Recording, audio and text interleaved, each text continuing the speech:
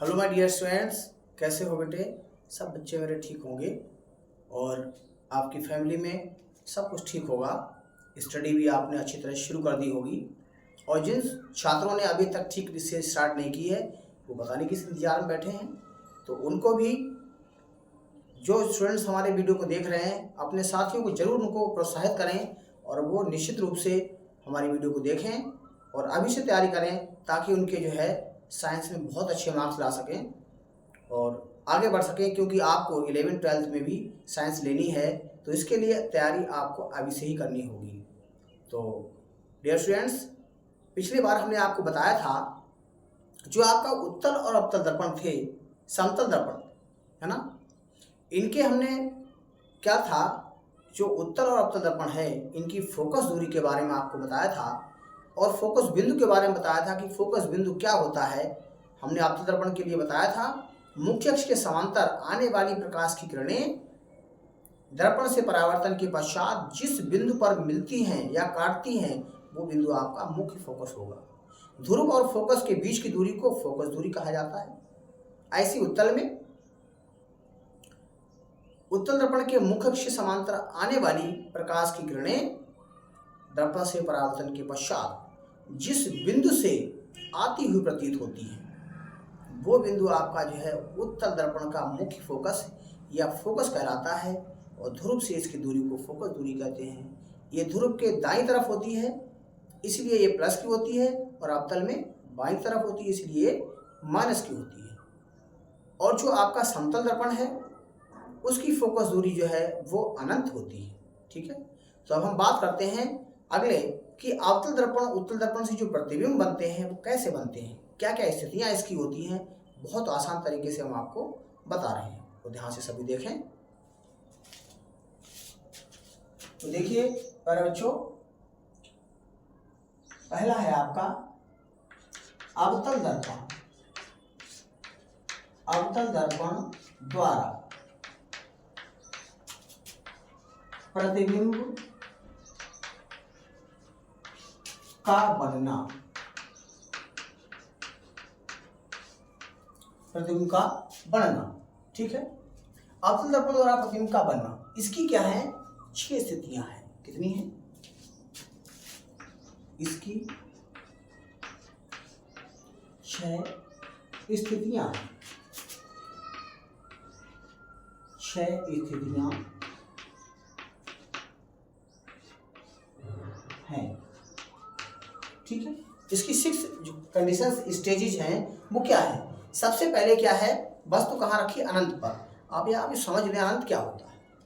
जो बहुत दूरी है, जैसे मान लिया हम छत पे खड़े होकर देखें तो हमें बहुत दूर तक का दिखाई देता है और जो पेड़ है छोटा छोटा दिखाई देता है, अर्थात वो पेड़ क्या है, बहुत दूरी पर है, अनंत दूरी पर है। हमारी आंख जो अनंत तक की दूरी को देख सकती है। तो वहां पर जो देख रहे हैं आपको, बहुत दूर जो पेड़ खड़ा होता है वो बिंदु पर दिखाई देता है हमें। ठीक है, तो जब अनंत पर रखी हुई वस्तु से प्रकाश किरणें चलती हैं वो हमेशा समांतर चलती हैं। और किस तरह से हम किरणों को दिखाते हैं, तो सबसे पहले क्या करते हैं, दर्पण बनाना आप सीखिए कि दर्पण कैसे बनता है। आपकी जो कॉपी है, कॉपी की जो लाइन है उस पर क्या करते हैं, सबसे पहले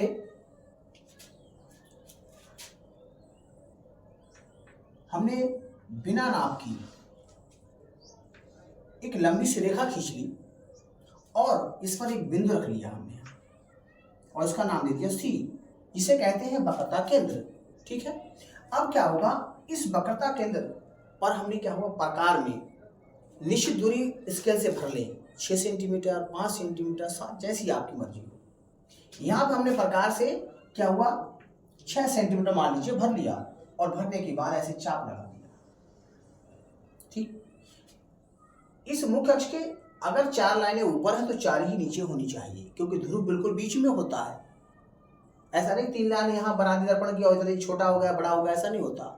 ये दर्पण का बिल्कुल मध्य बिंदु होता है, तो जितनी लाइनें ऊपर हो उतना ही लाइन नीचे होनी चाहिए। ये हम बना लेते हैं और पीछे इसके क्या करते हैं, कलई लगा देते हैं या पेंट कर देते हैं। ये बिंदु आपका ध्रुव पी कहलाता है।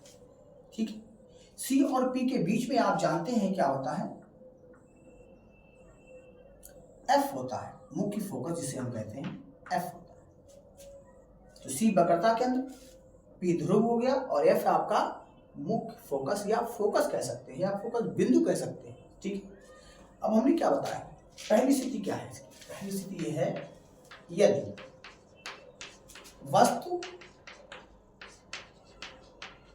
अनंत पर स्थित है या रखी है, स्थित है। ठीक बात, ये मोस्ट इंपॉर्टेंट है। ये जो आपकी 6 कंडीशंस हैं इनमें से एक कंडीशन जो है वो 6 नंबर की आती है। ठीक है, तो आप इसे चित्र बनाना सीख लें। किरण आरेख के नाम से आता है कि वस्तु यहाँ पर रखी है तो इसका प्रतिबिंब कहाँ बनेगा। तो ये देख लीजिए, पहली वस्तु का अनंत पे रखी है और अनंत से आने वाली प्रकाश की किरणें समांतर आती है किसके, मुख्य अक्ष के, ऐसे आ रही है।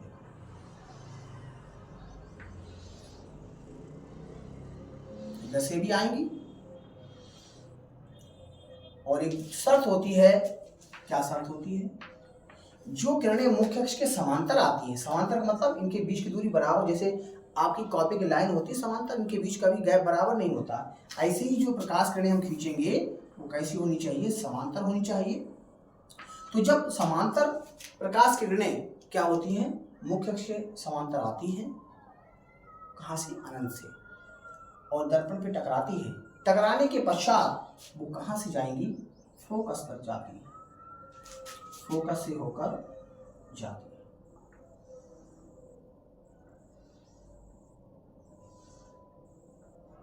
ऐसे,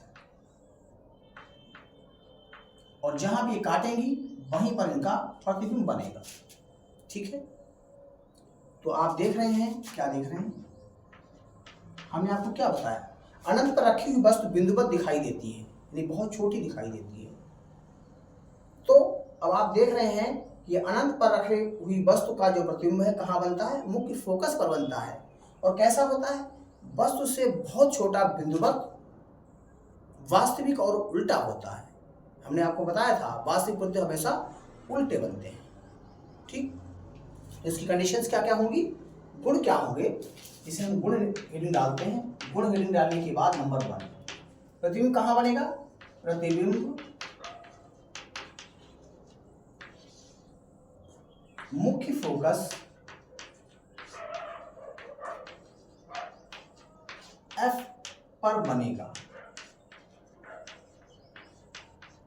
ठीक हो गया। दूसरा गुण क्या होगा, दूसरी कंडीशन क्या है, प्रतिबिंब बन गया F पर, ये पता हो गया। अब ये होगा कैसा, यह वस्तु से बहुत छोटा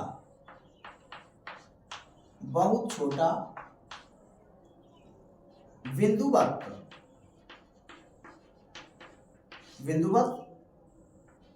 तथा बिंदुवत कॉमा लगा लो, वस्तु से छोटा बिंदुवत कॉमा उल्टा और वास्तविक बनेगा। ठीक है, ये किरण आरेख हो गया। ये पूछते पेपर में किरण पर रखी हुई वस्तु के द्वारा बने प्रतिबिंब के लिए किरण आरेख बनाइए, तो इसका चित्र बनाना ही किरण आरेख कहलाता है। ठीक है, ये कंडीशंस हमने आपको बता दी, आप देख लें अच्छी तरह से, बहुत आसान है।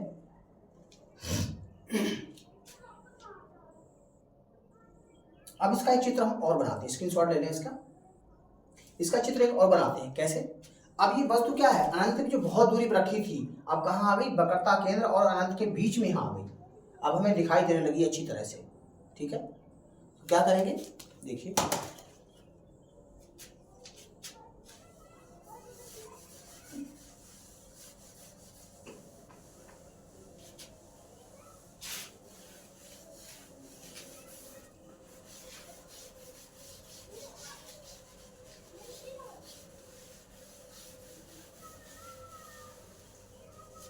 दूसरी कंडीशन क्या है,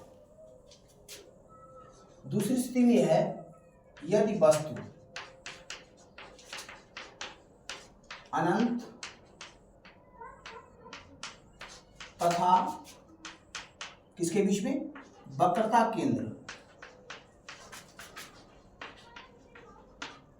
C के बीच रखी है या बीच स्थित है, बीच रखिए।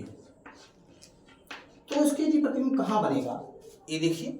सबसे पहले वही काम, एक बिना लंबाई अनलिमिटेड लंबाई की क्या करेंगे, एक रेखा हमने सीधी खींचनी, ठीक है। खींचने के बाद यहाँ पर सी बिंदु रख लिया हमने, ठीक है। और सी बिंदु रखने के बाद एक दर्पण बना लिया, जितना ऊपर उतना ही नीचे, चाप लगा करके 6 सेंटीमीटर का चाप भर ले, ऊपर बना ले 3 लाने या 4, नीचे भी उतनी होनी चाहिए। ये बिंदु आपका P है, जिसे हम ध्रुव कहते हैं। C और P के बिल्कुल बीच में एक बिंदु F होता है, जिसे हम मुख्य फोकस कहते हैं। हमने क्या कहा, हमने कहा बस तो अनंत तथा वक्रता केंद्र के बीच में रखी है। तो अनंत तो इधर हो गया, C के इधर जितना भी है वो अनंत है। यहाँ पे हमने वस्तु क्या की, सीधी सीधी यहाँ पे रख दी, इसका नाम दे दो AB। अब कुछ कंडीशंस ऐसी हैं कि किरणों को हम किरणें कहाँ ले जाएं। जो किरणें मुख्य अक्ष से समांतर आती हैं, दर्पण से परावर्तन के पश्चात फोकस से होकर के जाएंगी, और जो फोकस से होकर के जाती हैं वो दर्पण से परावर्तन के बाद इसके समांतर हो जाएंगी, और जो वक्रता केंद्र से होकर के जाएंगी वो अपने मार्ग में ही वापस लौट जाएंगी। ये 3 कंडीशंस होती हैं, एक बार फिर समझ लें। जो किरणें मुख्य अक्ष से समांतर आती हैं वो फोकस से होकर के जाएंगी, और जो फोकस से होकर के जाती हैं वो दर्पण से परावर्तन के पश्चात मुख्य अक्ष से समांतर हो जाती हैं, और जो वक्रता केंद्र से आती हैं वो सीधी क्या है, दर्पण से परावर्तन के पश्चात पुनः जो है उसी मार्ग में वापस लौट जाती है, परावर्तित हो जाती है। तो यहाँ पर देखिए आप, यहाँ क्या है कि बस तो रखी है, बस से असंख्य किरणें चलती हैं, लेकिन हम क्या करते हैं 1-2 किरणें दिखाते हैं केवल। तो पहली किरण क्या है, पहली किरण ऐसी होगी जो मुख्य अक्ष के समांतर चलेगी, और हमने आपको बताया समांतर वाली जो है फोकस से होकर के जाती है, इस तरह से, ठीक हो गया, ये फोकस से चलेगी, है ना। अब क्या हुआ, कुछ प्रकाश की किरणें ऐसी होंगी जो फोकस से होकर के जाएंगी। देखो स्केल से बनाएंगे आप, ये नहीं हाथ से बना दें, फोकस होकर जा रही है, और जो ये फोकस से होकर जाती हैं वो कैसी हो जाएंगी, मुख्य अक्ष से समांतर। ये मुख्य अक्ष इसके समांतर होगी, गैप बराबर रहना चाहिए आपका, और जहां पे ये काटेंगी वहीं पर क्या होगा, ये वस्तु का प्रतिबिंब बन जाएगा। ऐसे तीर दिखा देंगे हम इसमें, और इसको किरणों की दिशा जरूर दिखाएंगे। और ये सिर हो गया, जहां पे काटते हैं वहां पर वस्तु का सिर प्रतिबिंब का सिर होता है, और नीचे पैर होता है। तो ये आपका सिर हो गया, अर्थात A' है, सिर यहाँ था इस वस्तु का, और नीचे आ गया जो उल्टी बन गई, और ये आपका B' हो गया, ये पैर हो गया इसका, ठीक। तो अब आप देख रहे हैं, चित्र को देखकर आप बताइए आप कहाँ बन रहा है, ये C और F के बीच में बन रहा है। तो हम क्या लिखेंगे कि अनंत और केंद्र C के बीच में रखी हुई वस्तु का प्रतिबिंब C और F के बीच बन रहा है। बन रहा नहीं बन रहा। अब आप देख रहे हैं इसका आकार इतना बड़ा है, इसका आकार छोटा है, तो हम क्या बताएंगे, प्रतिबिंब क्या होगा, वस्तु से छोटा, है ना। और कैसा है, वस्तु इधर को है, ये नीचे को है, उल्टा है, तो प्रतिबिंब कैसा होगा, वस्तु से छोटा, उल्टा, और उल्टा है इसलिए क्या होगा, वो वास्तविक होगा। तो ये कंडीशन आपको बतानी है, चित्र को देख देख करके आप बता सकते हैं। तो देखिए गुण में क्या होता है, हेडिंग डाल करके गुण नंबर 1, यानी लीजिए प्रतिबिंब वक्रता केंद्र C और फोकस या मुख्य फोकस F के बीच बनेगा।